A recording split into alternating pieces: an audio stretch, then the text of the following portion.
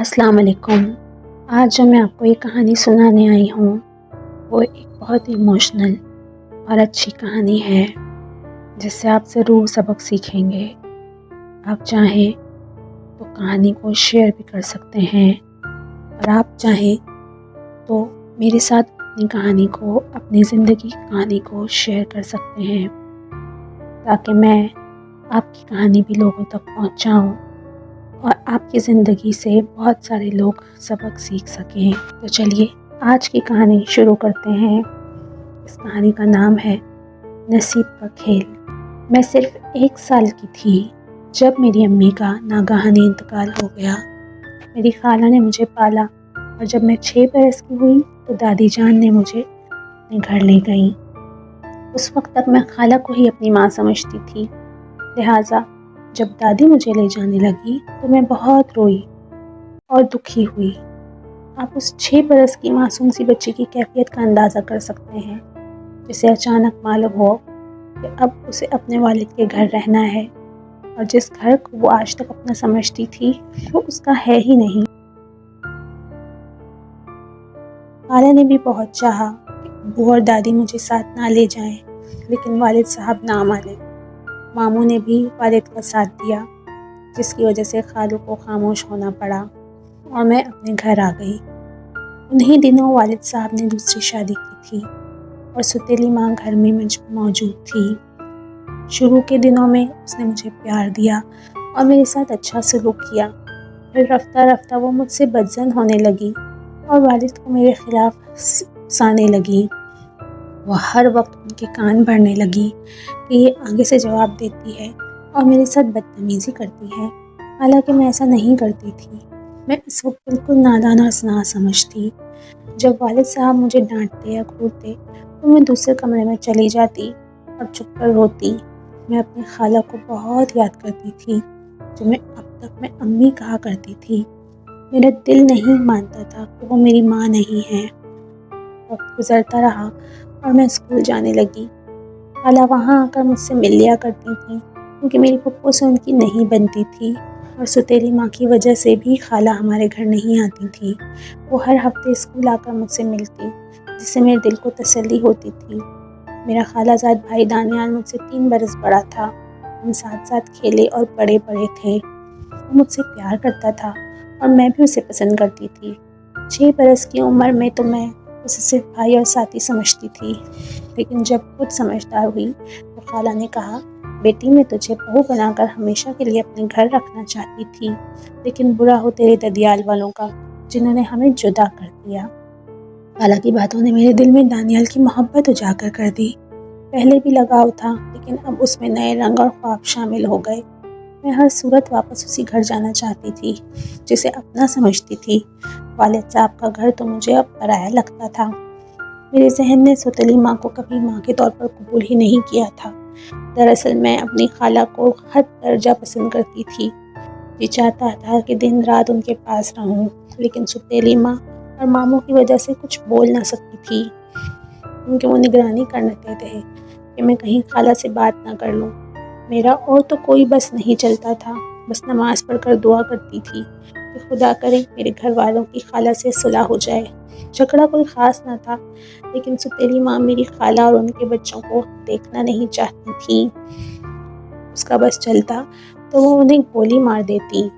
मैं हर वक्त परेशान रहती कि किसी तरह सुतीली माँ पप्पो और खाला में सुलह करवा दूँ। सबसे बढ़कर मेरे चचा दानियाल और उनके बहन भाइयों को नापसंद करते थे। ताहम मैं कभी कभार चुप कर दानियाल से बात कर लेती थी। मैं उसे तसल्लियाँ देती और वो मुझे हौसला देता। इसी कश्मकश की बड़ी वजह ये भी थी कि अब्बू, दादी जान और पप्पो सब यही चाहते थे कि मैं अपने चचा की बहू बनूं। वो नहीं चाहते थे कि मैं ननियाल में रहूं। वो मेरे ननियाल को गरीब समझते थे और उन्हें डर था कि अगर उन्होंने मुझ पर पाबंदियाँ न लगाईं तो वो कहीं ऐसा ना हो कि मेरी खाला और उनके बच्चे मुझे वरगलाएं और मैं उनकी तरफ चली जाऊं। यूँ मैं अपने ददियाल का हिस्सा बनने से रह जाऊंगी। बचपन में मुझे खाला की तहवील में देना महज एक मजबूरी थी, क्योंकि उस वक्त कोई और रास्ता नहीं था। इन दिनों मैं 10वीं जमात में थी कि एक रोज़ खाला स्कूल न आई। جبکہ وہ ہر ہفتے جمعے کو مجھ سے ملنے ضرور آتی تھیں۔ خیر، جیسے ہی میں نے اسکول سے باہر نکلی مجھے دانیال مل گیا۔ اس نے بتایا کہ تمہاری خالہ بہت بیمار ہے اور ہسپتال میں داخل ہیں۔ میں یہ سن کر بہت بے چین ہو گئی۔ اسے کہا کہ تم گھر چلو، میں جا کر کوئی اور بہانہ کرتی ہوں، پھر خالہ کو دیکھنے اسپتال آؤں گی۔ گھر آ کر اپنی سہیلی رخسانہ کو فون کیا کہ خالہ بیمار ہیں اور میں انہیں دیکھنا چاہتی ہوں، لیکن مجھے اجازت نہیں ملے گی۔ وہ تمام حالات سے واقف تھی۔ اس نے کہا فکر نہ کرو، میں کوئی حل نکال لیتی ہوں اور تمہیں لے چلتی ہوں۔ رخسانہ نے اپنی امی کو بتایا کہ اتفاق سے ان کی بھی ایک رشتہ دار بیمار تھی اور اسی اسپتال میں داخل تھی۔ اس کی ماں نے کہا ہم جا کر سحر کے گھر والوں سے اجازت لے لیتے ہیں اور اسے ساتھ لے جاتے ہیں۔ رخسانہ کی ماں میری اصل امی کی سہیلی ہوا کرتی تھی، لہٰذا انہیں میرے دکھ سکھ کا بہت احساس رہتا تھا، اور اسی وقت رخسانہ کے ہمراہ آ گئیں اور کہا میں اپنی بہن کی عیادت کے لیے اسپتال جا رہی ہوں، سحر کو بھی ہمارے ساتھ جانے کی اجازت دے دیں۔ انہوں نے جب یہ بات دادی سے کہی تو انہوں نے اجازت دے دی۔ واقعی خالہ بہت بیمار تھی۔ ہم تھوڑی دیر ان کے پاس بیٹھے۔ دانیال بھی وہاں موجود تھا۔ آنٹی خالہ سے باتیں کرتی رہی اور میں دانیال سے۔ پھر ہم دونوں اس منزل کی طرف رواں دواں ہو گئے جہاں ہر طرف کانٹے ہی کانٹے تھے اور امید کا کوئی گنجا نظر نہیں آ رہا تھا۔ پھر بھی خدا سے امید تھی کہ وہ ضرور ہماری مدد کرے گا۔ ابھی میں نے دانیال سے دل کی بات کی بھی نہیں تھی، خاندان والے طرح طرح کی باتیں کرنے لگے، کیونکہ مجھ سے یہ غلطی ہوئی کہ اس کے بعد بھی میں اسکول سے 4-5 مرتبہ کے لیے خالہ کو دیکھنے اسپتال چلی گئی تھی۔ واپسی پر دانیال مجھے اپنی موٹر سائیکل پر گھر کے قریب چھوڑ جاتا تھا۔ اسپتال میں اگرچہ میں صرف 15-20 منٹ ہی خالہ کے پاس رکتی، لیکن ایک روز کسی رشتہ دار نے دیکھ لیا اور میرے گھر والوں کو بتا دیا کہ سحر بغیر بتائے اپنی خالہ سے ملنے اسپتال جاتی ہے۔ بس پھر کیا تھا، بغیر اجازت جانے کی یہ سزا ملی کہ گھر والوں نے میرا اسکول جانا ہی بند کر دیا۔ اب کوئی مجھ سے فون پہ بھی بات نہیں کر سکتا تھا، حالانکہ ابھی تو میں نے دانیال سے اپنے مستقبل کے بارے میں کوئی بات بھی نہیں کی تھی۔ ان حالات نے مجھے گہرے صدمے سے دوچار کر دیا تھا۔ 2 ماہ تک مجھے اسکول جانے نہیں دیا گیا۔ پھر میں نے اپنے والد سے معافی مانگی اور مجھے اسکول جانے کی اجازت دی جائے۔ خیر انہوں نے معاف تو کر دیا مگر سخت تاکید کی تھی کہ آئندہ کبھی بغیر اجازت کہیں نہیں جاؤں۔ میں خوش تھی کہ چلو اسکول جانے کی اجازت تو ملی۔ کچھ عرصے خالہ کے گھر والوں سے کوئی رابطہ نہ رہا۔ ایک دن فون کی گھنٹی بجی۔ ستیلی امی پھپھو کے ساتھ بازار گئی ہوئی تھی۔ میں نے فون اٹھایا تو دانیال تھا۔ اس نے کہا کہ جو کچھ ہوا وہ کسی رشتہ دار کی چال تھی جس کا شکار ہم دونوں ہوئے۔ اس نے اپنے دل کی بات کہہ دی کہ میں ملازمت تلاش کر رہا ہوں، جیسے ہی نوکری مل گئی میری والدین تمہارا ہاتھ مانگ لیں گے اور تم پھر سے اپنے گھر لوٹ آؤ گی۔ اس سے مجھے کچھ دھارس ملی، لیکن خوف زیادہ رہتا تھا کیونکہ گھر کا ہر فرد ان کے خلاف تھا اور میرا گھر میں کوئی خاص مقام نہ تھا۔ دادی اور پھپھو سے بھی میں کچھ نہیں کہہ پائی تھی، وہ بھی خالہ والوں سے نفرت کرتی تھیں، حالانکہ ان کا یہ کچھ احسان کم نہیں تھا کہ انہوں نے مجھے پالا تھا۔ میں ہر حال میں میٹرک کرنا چاہتی تھی۔ 1-2 بار جی میں آیا کہ خالہ سے جا کر ملوں، لیکن پھر خود کو روک لیا کہ کہیں میری معمولی سی بھول کی وجہ سے میری تعلیم ادھوری نہ رہ جائے۔ میٹرک کے امتحانات ہو گئے اور میں گھر بیٹھی نتیجے کا انتظار کرنے لگی۔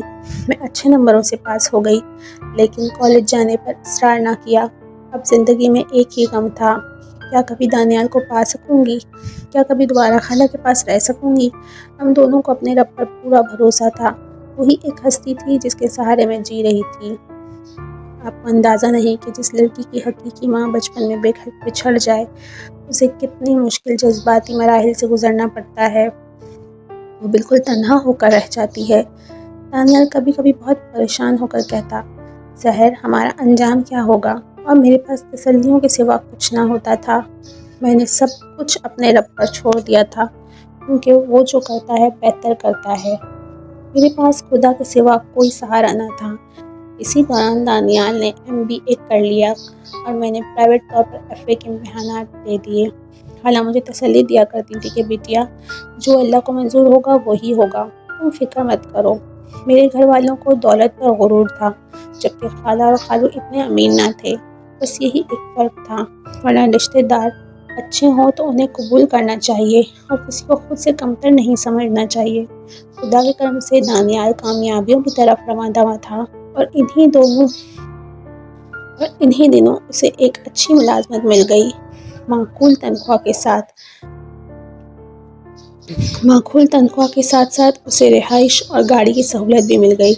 मुझे किसी हद तक अपने वालिद साहब की हिमायत हासिल थी, क्योंकि वो दौलत के बजाय इंसान की कदर करने के कायल थे। लेकिन सारा मसला पप्पू और चचा का पैदा करदा था, और रही सही कसर सुतेली माँ पूरी कर देती थी, जो हमेशा जल्दी पर तेल का काम करती थी। अब घर वालों को मेरी शादी की फिक्र होने लगी। जब भी कोई रिश्ता आता मैं परेशान हो जाती कि अब क्या होगा।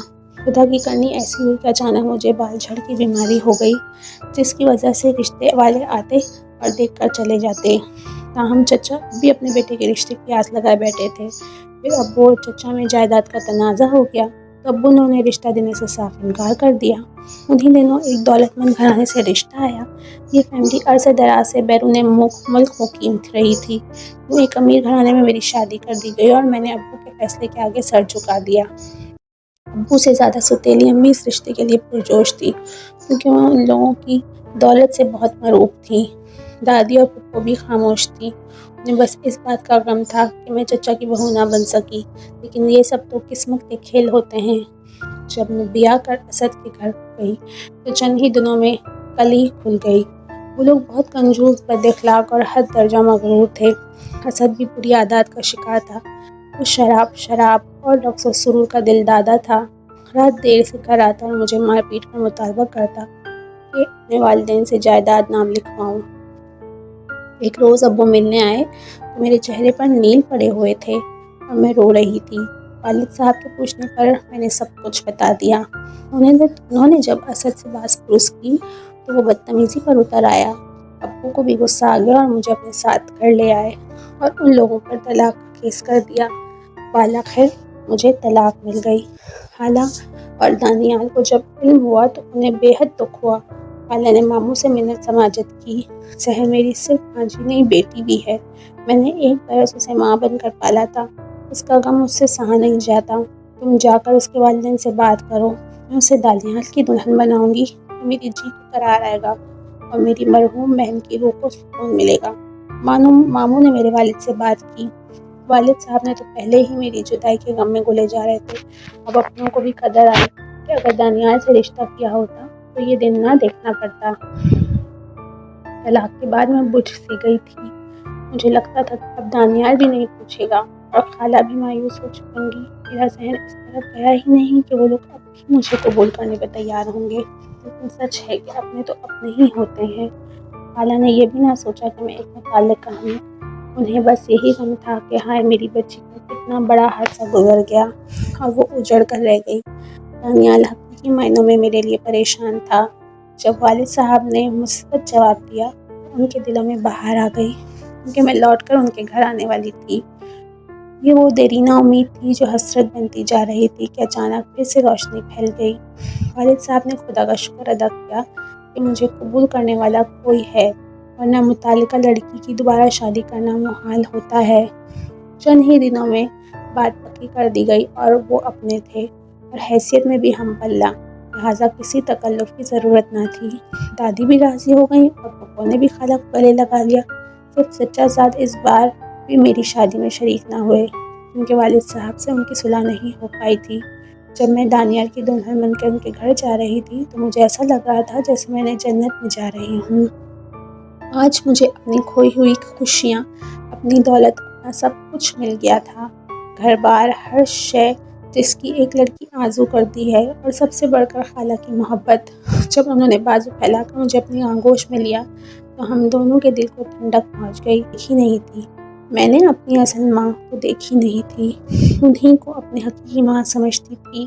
और खाला ने भी प्यार देने में कोई कसर नहीं छोड़ी थी। दानियाल ने अपना अलहदा घर तामीर कर लिया था, जिसकी मालकिन मैं थी। यही ख्वाब उसने देखा था और अल्लाह के करम से वो पूरा हो गया। दानियाल की खुशी को इंतहा ना रही थी। उन्होंने मेरा इलाज बेहतरीन डॉक्टरों से करवाया, मगर शिफा तो अल्लाह ही देता है। मुझे एक हकीम के इलाज से फ़ायदा हुआ। पहले हज़ारों रुपये खर्च किए, मगर सर पर बाल ना आए। फिर हकीम साहब ने एक मामूली नुस्खा बताया।